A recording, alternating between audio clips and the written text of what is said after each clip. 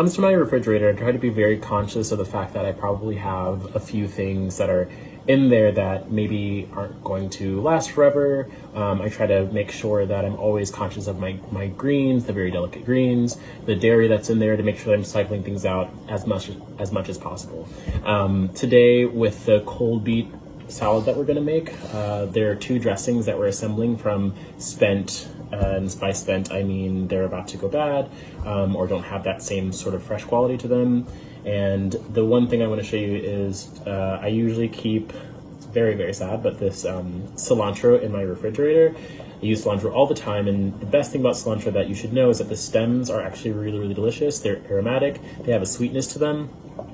So when you're cooking, you can hang on to them and add them to any sort of green salsa that you'll be making.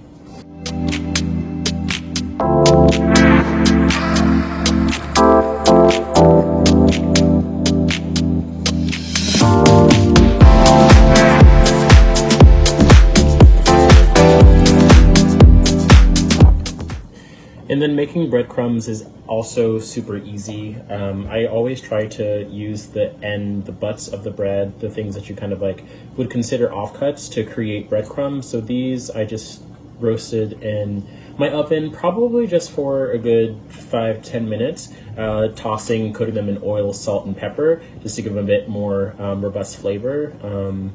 And I'm going to break these down so that they can be breadcrumbs and mix them into my condiments for the beet salad.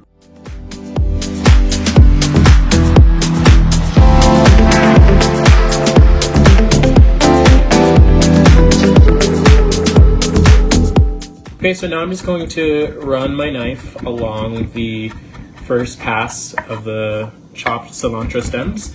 And the cilantro stems are going to become the base for my green salsa for the cold marinated beet salad. And so then I take my handy microplane, and this is going to be used to grate my garlic into the salsa that I just made. I'm going to cut my lemon in half and add the juice.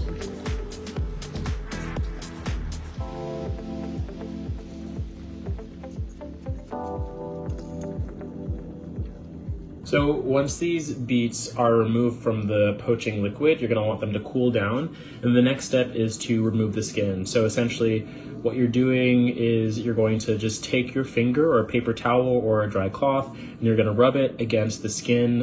If you're gonna use your fingers, make sure you wear gloves so that you don't stain your skin. And then we're going to peel them and then quarter them. So then with my knife, I'm just going to take the beets that are peeled finally, and I'm going to quarter them lengthwise. So just down the length of them into a shape that looks kind of like this. I'm gonna give the beets a bit of a mix. Bowl, salt and olive oil. When it comes to plating for me, one of the best things I think about it is that it's all about form and shape and color, and thinking about how things complement each other. So what I'm gonna do is walk you through how I think about plating when it comes to appetizers, mains, or whatever it is that I'm serving for whatever occasion it is.